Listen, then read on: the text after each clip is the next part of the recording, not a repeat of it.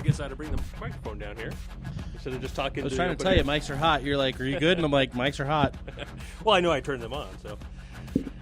Oh, good to see you again. Good to see you. Happy Friday, everybody. Yes, that's exactly what I was prepared to say this morning. Happy Friday. I'm very happy it's Friday. And Now, here in Utah, it's a holiday weekend. For those of you who are outside of Utah, this is like, right. What the heck? Holiday? What holiday? Well, here in Utah, we celebrate Pioneer Day. It's a celebration and kind of a gratitude celebration in thanks for the pioneers who trudged through the wilderness, the deserts, the high mountain deserts, the lush green, I guess now the heartland. Mm-hmm. But at the time when they came through it, it was pretty barren. It was pretty rough. I can imagine what it looked like. I mean, I've lived in Utah County for most of my life, and excuse me here while I make some adjustments and knock around the microphone. Our background music's still pumping, by the way. Yeah, I know. Okay, let's see. Let's turn you up a little bit. I can't hear unless we're talking. Okay. I got nothing. Wait, you got nothing yet? I got nothing. So Pioneer Day, there we go. Pioneer Day is a celebration, a throwback in gratitude to those who came before. Now, the fun thing about it, to me, is we've got, a million things you can go do this weekend. To celebrate, because the reason the pioneers came out here is they were looking for religious liberty, religious freedom.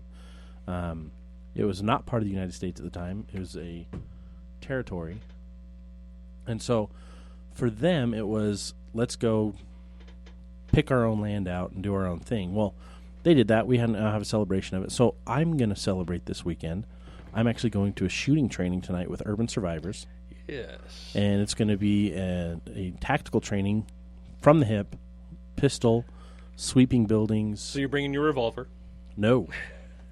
So your black powder rifle? I'm bringing my M&P 9mm full size with a Cerakote cover or coloring, whatever you want to call it. Cerakote. I don't know how to pronounce it. There's so many words you read online. You're like, what does that mean? So no, I'm glad you brought that up this morning about this Pioneer Weekend, because it really has a lot to do with prepping. It has a lot to, and you know what? I just remembered the history of prepping goes through. Yes, and so let's get into that. But I got to say, our sponsor, Survival Medical, we can't forget them. They're wonderful. Please go check out survival-medical.com, and they are going to be at outdoor retailers next week. Yes, not that most of us can go. Well, interestingly enough, I'll be there Wednesday and Thursday. You got to get me a pass because I at least want to come. Okay, ask John. Okay. Here's the crazy thing though. Like, and I don't know if this is sacrilegious or not, but I wonder how much better off the pioneers would have done had they had adequate first aid kits, adequate medical products. And we talked about that to work their way through. Is the technology change from then? Well, till now I can carry an entire first aid kit that weighs 5-10 pounds, whereas back then it weighed 50. Yeah. 35, 40. And wasn't nearly as comprehensive. Right. So we're very blessed. We've got a lot of cool things going on. We've just got to make sure as a people that we're taking care of what we have so that we can move forward in a way that's going to work. Yeah, and of course the thing that comes to my mind when you talk pioneers is, we know that we've talked about this a couple of weeks ago and continually to talk about it on a regular basis, is our awful situation that we're in. We're really in a terrible condition, freedom-wise, in economically. I mean, a lot of different aspects which we're not going to talk about today. But we look back at how difficult the pioneers had it, right? Mm-hmm. That's the way we perceive it. And of course, it was difficult. I mean, they didn't have electricity, they didn't have automobiles, all the kinds of technology. Well, you can go even farther, and you go back all the way to the Pilgrims Landing, the Mayflower. Yeah. How hard was it for them to survive that first winter? Oh, yeah. We have Thanksgiving for a reason, because so many people kept dying every year, and so many people didn't survive, that when we finally got help, and thanks to the Indians who did help, and when we got the resources and we were able to figure out what we were doing, and we were able to start surviving, we celebrated, right? Mm-hmm. And then we wiped out the people that helped us because we're stupid. Let's not talk about that, please. But I think it's significantly important enough that we need to talk about it for a second. The fact that why do we do what we do? What causes us to be prepared-minded? And that's where we're taking the show today. Ready-minded is I think the better way to say it. Ready-minded, because it's a mindset. It's a subset of who we are. Once you become a prepper, once you become a survivalist, bushcrafter, whatever you want to call it, your whole thought process has kind of a dynamic shift to readiness.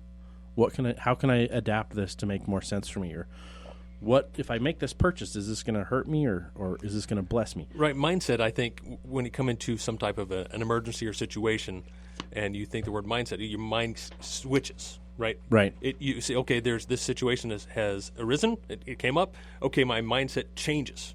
But what we're talking about is more a permanent change that I know I have gone through in the past, more dramatically in the past 2-3 years, to where I see things differently. It's a total paradigm shift. It is a paradigm shift, and it's so different that it can be difficult to, I don't know what the right word is there, difficult to get along with others. You know what I mean? To a certain extent, because I'm thinking so differently than they are. And I want to be able to communicate that to them and help them to understand what I've gone through, my transformation, what I've learned, but how do I do that without offending them or turning them off to what I'm trying to teach? And I hope the word's not preach. I mean, that popped in my head, but I don't want to be preachy. So I think the challenge is having those conversations, right? Having the interaction without ruining relationships. A lot of people will be overbearing in things, right? The challenge is pride. It's always going to be pride. Am I coming down on people, telling them they're doing things wrong, they're living wrong, or am I help building? And that's the problem, is we're all focused as preppers on what we can do to better improve our life. Wow, you're blowing out my eardrums there. Not me. All right, so we're just messing with the volumes. Our producers are in office now, moving all the dials. So if you're listening and it's crazy, you can call Kristen and complain at 801-254-1640. That's 801-254-1640. I would like everyone to call in and complain. Okay, there we go. Yeah. I'm just kidding. Phone number when you do. Well, they'll be on air with us, and we'll have a big powwow over it. So we're used to doing it a certain way in here, and no, I'm just not hearing my ears. There we go. We're used to doing it a certain way, and now they're just changing things. Our volume's low, so callers, please call in. Tell us how our volume is. You can hear me breathing. You can hear me breathing. Okay, sorry about this. Anyway, so Scott, what are we talking? We're talking about. We're trying to talk about the paradigm shift and the mindset goodness. of how prepping works and what we do. And there goes the headset there. Yeah. So if people would just show up on time and be here early enough to check these systems before we go on air, this would be a lot easier instead of doing this every other week. Oh, I'm sorry. I'm bringing it back down here. It's crackling in my ears here. We're capable, Christian. We can do this. Why? Go away. Go away. Go away. All right. So for all of you who are listening, it's crackling. They've turned it way too loud. All right. Okay. The other output's got to be changed then. You're driving people insane. All of our listeners are turning off their radios because they're going, what the hell, people? What the hell? And I apologize for the hockey word, but it needs to be said. We need to do a body check here and figure this out. So okay, back on topic here. Back on topic. I can't use these headsets now because they've jacked everything up. Okay, here, let me fix that for you here. Preparedness. We should have been ready for this. We should have been prepared for the shenanigans that are going on right now. How can you? I don't know how you can be prepared for that. I mean, tell me. When you're talking, it's barely indicating. So rather than focusing on your headphones, we need to be focusing on those indicators. And it's because you keep pulling far away. Yeah, I'm further away. So I got to talk directly into the mic. Okay, there I'm spiking it. Okay. So sorry. Thank you, everybody, for putting up with our crap. This is ridiculous. I'm kind of pissed off right now. I can tell. All right, so back to mindset here. We're talking about, we were talking about the pioneers. And one thing I wanted to reach out and talk about a little bit more about the pioneers is, we think they had it hard. Mm-hmm. And, those of you who are LDS have heard that, we think that eventually the pioneers will think, you guys had it hard, Nowadays, we don't have maybe the physical trials that the pioneers had in their days, right? But we have other struggles. We have a complacency issue. Yeah. Right? We have the on-demand lifestyle that everyone's living that's going to really turn around, rear its ugly head, and bite us in the A. And how much easier is it to go out and work in your garden when you're stressed, right? When you're stressed, you know what I do? I get up out of my desk, I go out back, dig in the garden. I mean, whatever. But when I'm working with my hands, yes, it's hot, I'm sweaty, it's tiring, it's hard work, but it's not so draining mentally, spiritually. It's actually uplifting to those other parts, which are the more important parts, I think, of my life anyway. Reinvigorates the the inner motivation and the inner quality of life. I mean, going out and building something, and actually being able to enjoy the fruits of your labor. And that's why we talk about going out and doing things all the time, building shelters, building fires, practicing canning those skills. Foods, making delicious jams and jellies. Go out and training with your firearms. Yeah, like this weekend we're doing some firearms training. I'm also going to be working on some woodworking skills at home. Mm-hmm. I've got some more doors to hang, and I've got to trim those doors correctly so that I can hang them properly, so make sure that they're plumb and that they don't swing open and swing closed, that they just stay where you put them. So I think one of the biggest challenges we have is making time to do those things, right? If you look at, for example, my niece, she's got soccer, she's got t-ball, she's got dance, she's got all these things that are so busy that kid doesn't have any creative time, any time to just enjoy life. It's so busy. And then the parent has to travel around with that kid, take him to and from, and sit and wait. So that parent doesn't have any time for personal development unless they'll sit and read and learn something while they're there. But reading only takes you so far. You've got to do. Yeah. You've got to do something. And that's our call to action today is we hope that you're wanting to do something to get yourself better prepared and that you're doing something to change that mindset and have that paradigm shift. You need to have the paradigm shift if you really want to be prepared. Now, the harsh reality is that in the case of a disaster, a lot of us aren't going to make it. Preppers and non-preppers alike. It doesn't matter. Mother Nature doesn't care who you are or what you've done. She's just how well prepared you are. Or how well prepared. She's going to do what she wants to do. So if she decides to take out your house with the tornado, she's going to take out your house with the tornado. And nothing you can do is going to change her mind. Unless you build that sucker out of concrete. Even then, she's still going to hit it. Yeah. So it could be a matter of, okay, she's going to move a debris path enough that water now is going to flow into your house, and now you've got a flooded basement. It doesn't matter. There's something can always happen. Murphy's Law, right? Mm-hmm. The key is finding the way around it, finding the way to be resilient, or as we like to talk about, thanks to our friend Cache Valley Prepper, anti-fragile. Mm-hmm. And that's part of that mind shift or paradigm shift that you need to go through to be more effective as a prepper. I think we're coming up on the break here in about a minute. I think what we want to talk about after the break is, and the word that comes to mind is sacrifice, right? Not the goats and chickens type of sacrifice, right? It's the sacrifice of, okay, how are we going to change our lives now so that we're not affected so much in the future?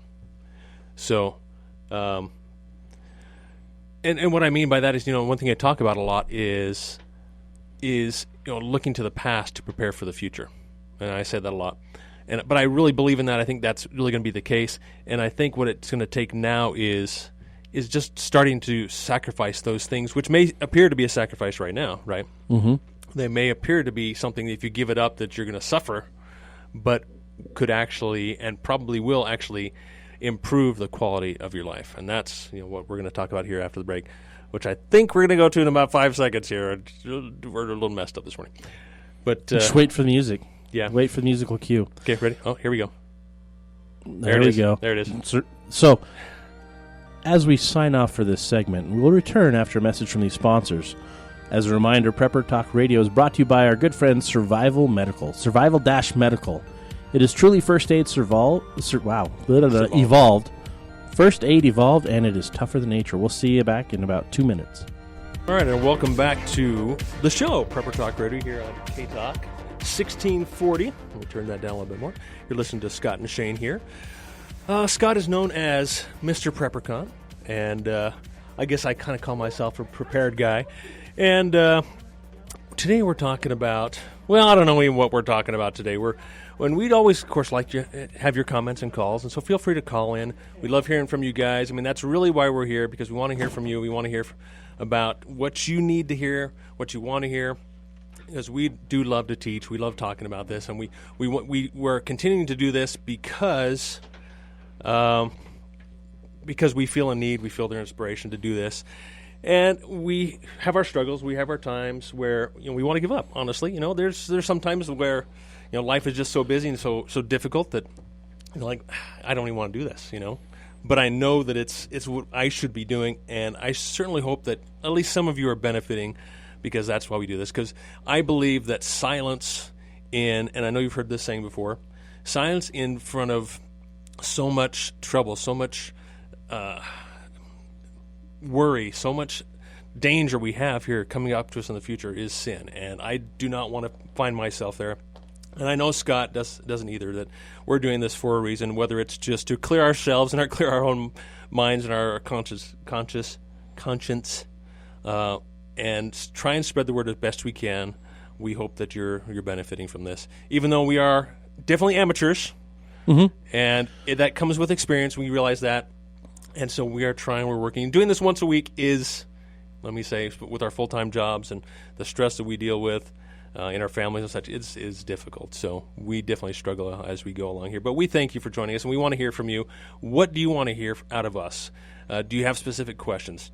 As you know, I love answering questions. And do you have specific topics you'd like us to cover in the future? I mean, we can always bring in the experts that we know and reach out to those that we don't know, that we know are experts, but we don't have in our circle of influence. So let us know if you have questions, if you have specific topics you want us to cover.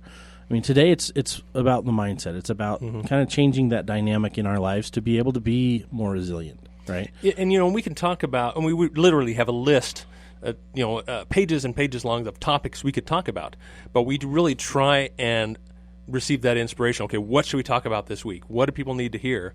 And it becomes very difficult to decide what to talk about. So we hope we're talking about the right thing this week, and we really try to go by that inspiration. I like to call it that anyway. So let me mention, of course, our sponsor, Survival Medical, survival-medical.com. I'm going to be at Outdoor Retailers this weekend. If you happen to be vendors, or not this weekend, next week. Excuse me, next week. It's next weekend. It's Wednesday through Saturday, and so the challenge with Outdoor Retailer. First of all, Outdoor Retailer sucks because they think that they should leave Utah, which helped create what they are today. And of course, Scott is the expo man here. He's the expo expert. Well, I wouldn't say expo expert, but as the owner of the largest preparedness expo in the nation.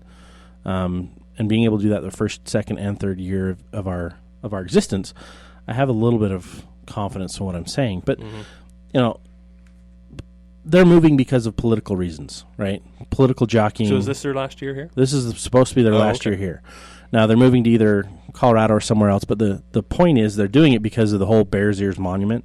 That's right. And that was led off by Patagonia. So if you guys want to buy anything that happens to be from Patagonia, I would recommend you don't, because they actually violate child labor laws internationally. So you're actually exploiting children by buying their clothing, just so you know. Well, let's get a caller here. Let's take a caller. That's what we asked for. So, hello, you're live on the air here with K-Talk Radio. You have a question or comment for us? Yes, sir. Yeah, I do have a question. I do have a bit of a dilemma. I'm a prepper. Okay. And I've stored quite a bit of food and a few supplies here and there. But my wife's not on board. She thinks I'm wasting my time and my money. She said, the members of the church to which the leadership, more specifically the church that we belong to, have encouraged us to prepare for many, many years. And she says, that's been going on forever, and it'll go on forever. We'll never, ever have a need for these preparation supplies. So how can I get her on board and convince her that we will need those? Does she like investing in the stock market? No. She doesn't really understand the stock market. Does she like saving for retirement? No. Wow. My food storage is my retirement right now. She likes to live in the now. Yep, she likes to live in the now, but she is very sensitive to potential threats. So I was hoping maybe there was a documentary or a movie out there somewhere that I can show her, kind of scare her straight type of thing. Well, there are a lot of them out there. I don't, off the top of my head, I can't necessarily give one right now, but on YouTube there are lots of really great short and long kind of documentaries that can put some fear into you. I would go do this. Go pick up the book Lights Out by Ted Koppel. Okay. Yeah, I think he used to be on, I think it was ABC or CBS, but he's a newscaster for years and years. He quit or retired, and then he went on a 2-year journey to find out exactly what we should be worried about with our nation. And there's also a documentary on there too. They did a video series of that as well, did they? No? I don't know, but here the premise of the book is what happens with even the most minor hiccup on our grid. It completely decimates our supply chain. I mean, you know what'll happen. But he does it from a non-prepper perspective, what will really happen and where are our vulnerabilities. Mainstream media produced.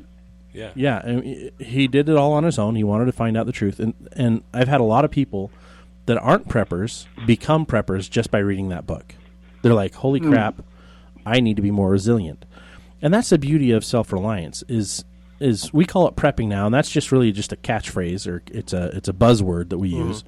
But for thousands of years, it was just responsibility. We owe it to ourselves, we owe it to our families to be as responsible as possible. And that means to diversify our investments. Our best investment is in ourselves. Knowledge, skills, education. Then you go to your supplies, your tools, your food, your water. Water's more important than food, but we don't really stockpile that. If you've got filters, that's one way to get through it, or get yourself a Berkey, get yourself a still, get yourself a solution. Or one of the ones I love is Day One.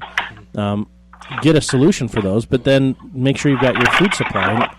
And really, you should be rotating that food supply. You should be using that every year to 2 years. If you're keeping your food storage for more than 5 years, you're not buying the right food.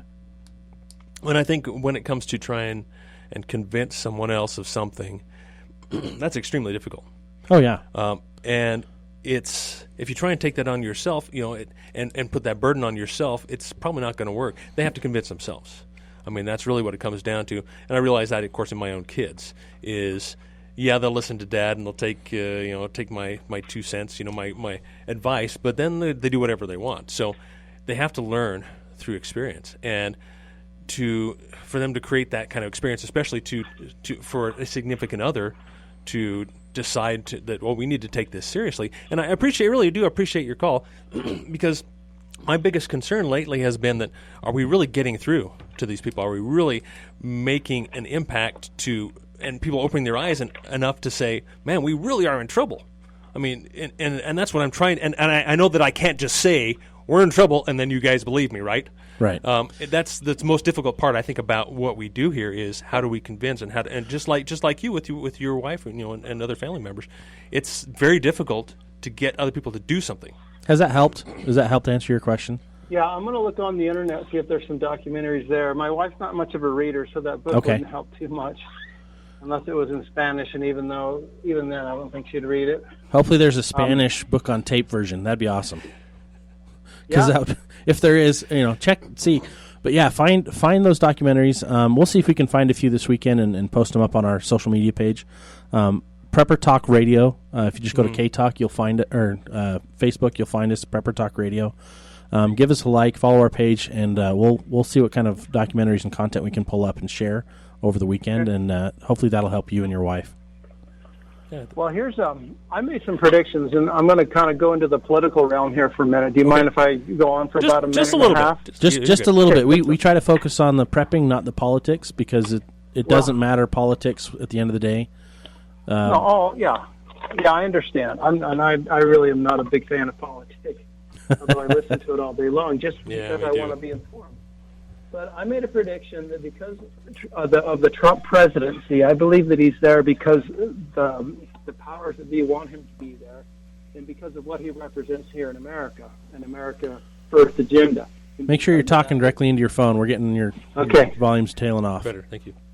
And because of that, they're going to make him a target of an economic downturn that they're going to affect. You know how the powers that be have power over the money supply. They can expand and contract at will. I think we're going to have a contraction of the money supply that will create an economic downturn that will deceive a lot of people into thinking that this America First policy is destructive to our economy, and we have to merge ourselves into more of a global economy and a global governance system. So I think I think we better prepare before the next 2 years, because I think we're going to see a serious economic downturn. It may not be the big one, but it'll be enough to wake a lot of people up. Yeah, and I think that's one of the many ways people are thinking out there is that this is and I don't know how to explain this, but that either Trump is going to be blamed for what's going to happen, so that then of course the other party, which it doesn't really matter who's in office, is going to get back into power. But I think regardless, you're absolutely right. Is that I think the next economic crash is going to be done on purpose. That's my personal take, and we could be a whole nother show about that. But and that's, I think, one thing I talk about regularly on here is that the main thing we need to prepare for now is an economic crisis of some sort. Whether, like you said, whether this is the last big one or if it's just it's going to affect us short term. I tend to think that the next one we have is going to be the big one, and there's not going to be any recovery from it. And I hate to put those kind of scare, fear-mongering type of things out there, but I'm trying to be realistic and trying to get at least people to open your eyes and say, oh, what is he talking about? And then do your own research, and then go figure it out for yourself, because nobody knows for sure what's going to happen next with this next economic turn. It should have crashed in 2008 with that crisis. But we all know how that turned out. They just printed lots of money and such. But yeah, but we appreciate your call. We're going to jump off this topic again, get back to our topic we're talking about. So, all right, guys. Thanks for the call. We sure appreciate it. Yeah, thank you. All right. Yeah, don't want to get too far off topic, because I'm just going to keep rambling on that that particular subject. So, but I think it's important to talk about, because there are political factors in why we prep. There should be, right? Mm-hmm. But there are also international economic factors that are more pressing, macro and microeconomic factors that are more pressing, right? Just the simplicity of losing your job is the number one reason why you should be prepared. Mm-hmm. The number one reason, because you never know when you could lose your job, whether you're self-employed and your business dries up, or you're working for someone else and they no longer need you. I mean, just this week I had an email from a friend who's like, hey, my wife and I both got laid off this week. They work for the same company. Mm-hmm. Like, hey, do you have any openings? Are you looking to hire? And I don't. But I'm like, holy crap, both of them? That's both incomes gone. Okay, first of all, diversify. You can work for different companies, right? Right. But let's take that a little bit deeper, a little bit further. Yes, employment is, I want to say, unfortunately, extremely important right now. Mm-hmm. And I think, again, let's go back to that way of thinking, the prepper way of thinking, the prepper mindset. It's even deeper than that, is that our goal, my ultimate goal is, and I've transitioned this over the past couple of years, is that I want to be more self-sufficient. And not necessarily doesn't mean me working for somebody else, right? Right. It means maybe being able to live off the land myself, and or creating my own stream of income, which we're working on with this show and other aspects, so that we don't have to depend on I wouldn't really call this a stream of income. Well, that's why we're working on it. This is like somebody tipped over a water bottle and it's got a slow leak. This is an expense.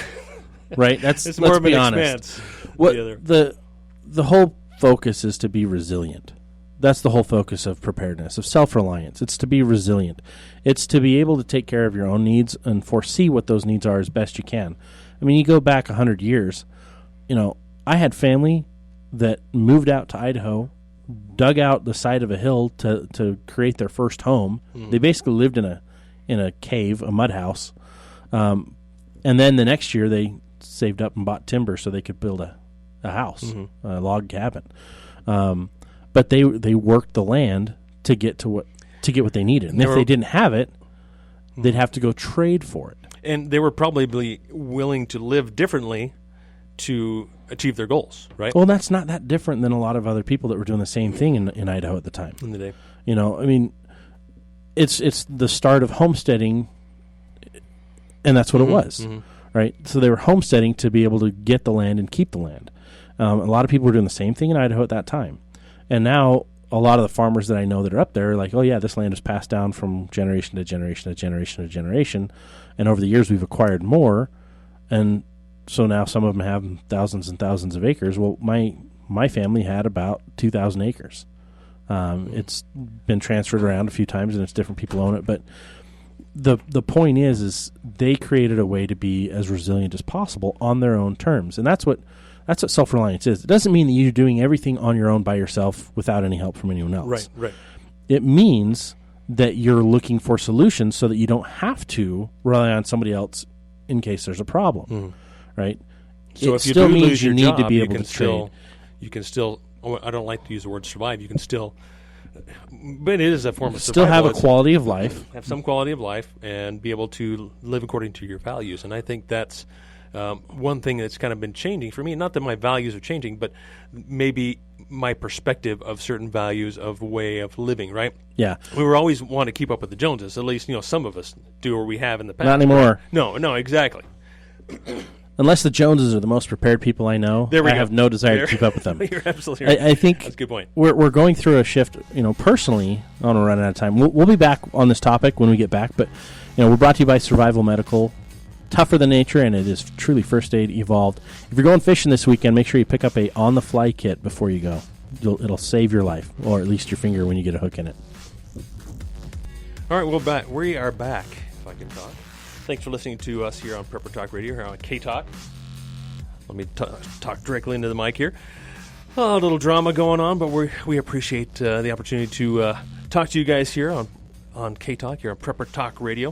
Here we're Scott and Shane, and of course we're thankful to our sponsor, Survival Medical, survival-medical.com. The only first aid kit's tougher than nature. Take some, get some, put some in your emergency supplies, in your vehicles, absolutely, in your home. Now, as you go out this weekend, as you're having a good time, as you're spending time with family, make sure you're also taking time to do something that's going to help your family be better prepared. For example, if you're going camping, so here's a simple trick you can do every time you go camping, especially if you've got little ones. They tend to wander off. Mm-hmm. When you get there, make them change. Take what they had on and put it in a Ziploc bag. Okay. And the reason you can do that is if they get lost and you need to call the rescue dogs, that gives them the best, most accurate smell of that child from the most recent. And that's actually something we learned at PrepperCon from the search dogs. We bring search and rescue dogs every year, and they do seminars on what they can do, what we can do to be better equipped in case of an emergency. And that's one of the most common emergencies they come across is a lost child in the woods. Got to be the most frightening, too, I can't imagine. And you can do the same thing with adults. It's something that should be done. I've even heard of hikers, they'll put a note on their car, and then they'll take an article of clothing off, put it in a bag, and leave it underneath their windshield wiper with the note on their car. So if they don't return at a certain time, their family knows, hey, send up there. They can go find in the car, hey, here's a stinky sock for you. Here's their dirty undies. Now the dog can find them pretty quick, hopefully. But it's good. The more important thing is don't get lost. Tell Keep people your where kids you're in going. sight. But anything can happen, and that's why we want to have that readiness mindset. Anything can happen. And it may not be that you need this stuff for you. It may be that you need this stuff to help somebody else out. That's why we started doing what we're doing is it's a community service. And as we create prepared communities, we create prepared civilizations. We start working together. And the more people you have working together to solve a problem, the better. We can do things on our own. Our cities can be more self-reliant than they currently are. We don't need to get federal funding. We don't need to be spending all this money on taxation to boost somebody else's pocket. We can find better, simpler alternatives. And the number one thing is by simply taking care of things ourselves. Mm-hmm. Take better care of the city you live in. Don't litter. Don't waste. Take better care of it. Yeah, start with your immediate circle, your family, and then go out from there to your neighbors and neighborhood and city and so forth, and make a difference there first. Absolutely. I just don't see it happening on a larger scale. Always try to put more out there to help than what you take. Always provide a bigger service than a draw on your nearby surroundings. Yeah. Go ahead. No, I was going to say. So we were talking about sacrifices. What we wanted to try and really get into, living differently. And the reason we want to live differently, and kind of like this caller called in, and his wife doesn't want to live any differently than she is living right now. Mm-hmm. Mainly because, and I think for some people it's because it brings in a lot of fear. Okay, what's going to happen? I don't know that the future is uncertain. I'm fearful of it, right? Well, and it's usually a cultural belief, right? Okay. Not necessarily, hey, I'm Canadian or I'm American. Not that kind of culture. It's the I grew up in this town, and this is what my religious belief is, or I grew up in this area, and this is what my family's historic belief is, or maybe it is I grew up in, I don't know, Zimbabwe, and this is how we live, right? There are cultural factors that create what we believe, what we think, how we think, and how we respond to things, and so those things oftentimes need to be bridged. But I guarantee you, there's methodologies and tips and tricks and things you can pull from your history that are prepping related that will help you have a better quality of life. You know, there's that story. It's kind of interesting. There's this guy living in kind of a beach area. The story is that he's living in Mexico and he's a fisherman, and he goes out and he fishes in the morning, catches a fish or catches 2 fish, comes home, sells 1 fish at the market, and feeds his family with the other fish, and then he takes the money that he made from the market to pay his bills. And these 2 BYU MBA students or MBA grads come down, they see what he's doing, they're like, "Yo, you're doing this all wrong." And he's like, "Excuse me?" And they're like, "No, you need to catch 3 fish, and then you need to save up and buy a boat, and then and so they're like, all these things you've got to do to grow your business." And he grew his business so much that he lost his family in the story because he wasn't taking care of what was most important. He was growing his business. So then his boat got destroyed and his insurance came due and all these other problems happened, and he couldn't enjoy the time he had with his family that he had before. You know, our needs are very simple if you really let it be simple. And that improves our quality of life, because if you're chasing less balls, you're less likely to get hit by a car. If you're juggling less. Yeah. So it's really about, I find myself in this, every single day in that corporate job where you have to do your job or you're going to get let go, honestly, and who suffers? It's the other side. It's the family that suffers. And so it is a way of changing how you live. And again, I'm going to say it again, to prepare for the future, you need to look to the past. How did our ancestors live? How did the pioneers live? They lived like this man who's fishing, right? They, and maybe he could have done more. Okay, maybe not to that extreme, right? Maybe he catches 2 fish, and then he takes that second fish he sells and saves it up, right, for Smokes retirement. It for and retirement. stores it. There right? you go. Or put it away for food storage. But so my question is, and what can we do right now? But maybe he's like me. Maybe he wants to work until the day he dies.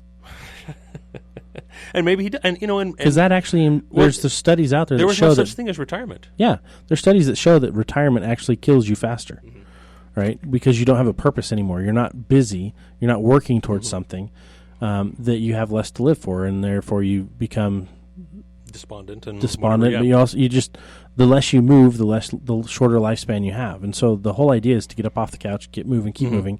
I think that's why a lot of the adult, retired communities are moving towards active retired communities, because they realize that people will live longer if they're active, if they're engaged, if they're doing something. Right, but I think the problem with that nowadays is that who wants to work in this corporate environment until they die, right?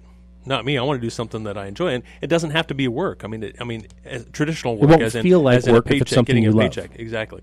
And if you're doing something that's providing for yourself, that's creating income, that you can continue to do it until you're no longer able to do it any longer. So then that begs the question: what is the sacrifice in there? Exactly. Yeah. Exactly. You're sacrificing something that you think you need for a higher quality of life. And in prepping, the sacrifice is often, I'm not going to go on that vacation. There we go. And I'm not going to go into debt for that, so that I don't have to worry about those bills, or I'm going to use that money for my tax return. So the perceived sacrifice at that point would be, I'm not taking my kids and creating memories with my kids to Disneyland because I can't afford it. I have to go into debt for it, right? So the sacrifice, what is the true sacrifice there? And honestly, have you ever gone to Disneyland and been excited on day 2? No. No. It never happens, especially if you've got kids. And especially if you had to by day 2, finance you're your trip, right? Exhausted, miserable. You do something that's more exciting and more fun and costs less, right? You go to Disneyland with a family of 5, you're spending over $500 just to get in the door. Now, you've got to buy food while you're in there, or maybe you packed in your own food and you've got it figured out. But there's probably one kid that's going to buy a T-shirt, 5 kids that are 5 people that need Mickey ears. I mean, there's so many things you could do that. All that is expenses, and then what do you do when you get home with those? Pin it to the wall. They end up throwing in the garbage eventually. So. But you've created those memories, right? Which is the more important part, right? Spend time learning something as a family. Yeah. The memories that I have with my dad that are the most memorable are when he let me help him in the shop. When I learned something that I still use to this day. Like when I'm hanging doors, a lot of times I'll think back and I'll hear my dad's voice in my ears. Hey, you need to make sure you do this. Okay, when you do that, make sure you do that. Don't forget to do, all these little tips. When you're painting, make sure you feather out that brush so that you get a nice clean line on your corners. All of those things come from times that I worked with my dad. Times that we built something together. Times in the garden with my dad, times in the garden with my mom, times in the garden with my grandma. Those are the memories that often are the ones that most frequently come back to me. So what else do you think at this point would be considered a sacrifice to other people, but not necessarily to us as preppers, that we're giving up in order to not go into debt, to save some more money away for a rainy day, to build up our food supply, food storage, that who knows if we'll ever use, honestly, right? The car. I think the car. Yeah, absolutely. So shopping and cars. Clothing and cars. I think oftentimes people spend a ton of money and put it on credit cards for clothes. I did that when I was younger, and I was like, wow, what a dumb thing I did. All of a sudden I've got $900 of credit card debt for clothes that I bought that are wearing out the more I wear them. And you'll still have the debt. But still have the debt. And I'm like, wow, I'm stupid. So we're sacrificing maybe looking a little bit out of style or not having the right car to drive, an older car. Well, you're sacrificing a lifestyle, right? Okay, a lifestyle image.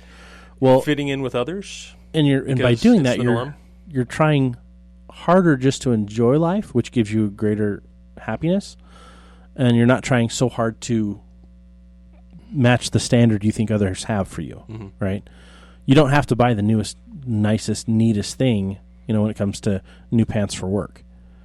There's a million different other types of clothes you can buy. I like buying more affordable khakis for work, gray pants, slacks. I don't need to have the Armani suit. I'm a realtor. If I have an Armani suit, I shouldn't be in Utah, but I shouldn't have an Armani suit anyways. I think one of the biggest things we do is we have this misconception on what we need to be doing. And so then we end up thinking, wow, it's a huge sacrifice to not do that, to not live that way, to become prepared. Since my wife's gotten prepared with me, we spend less money on everything. And we have... If you think about those other unnecessary, not completely necessary purchases, so much harder. Do we really need this? No, we don't. We can get along with that, or we can make do with something else. Yeah, we have less overall debt. We're happier in our current situation, and I can go 7 months without an income. Yeah, and I have. And I couldn't do that if I weren't prepared.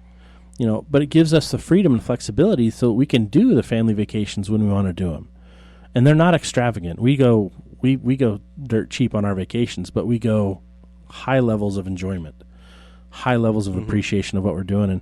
And I think as you start to sacrifice, your level of gratitude comes up, and prepping gets easier and easier and easier. And now you can help more people because you're creating something bigger than what you are. And I think it's not only becomes more easier, it just makes more sense. It's you don't long for, I don't want to go on these extravagant vacations.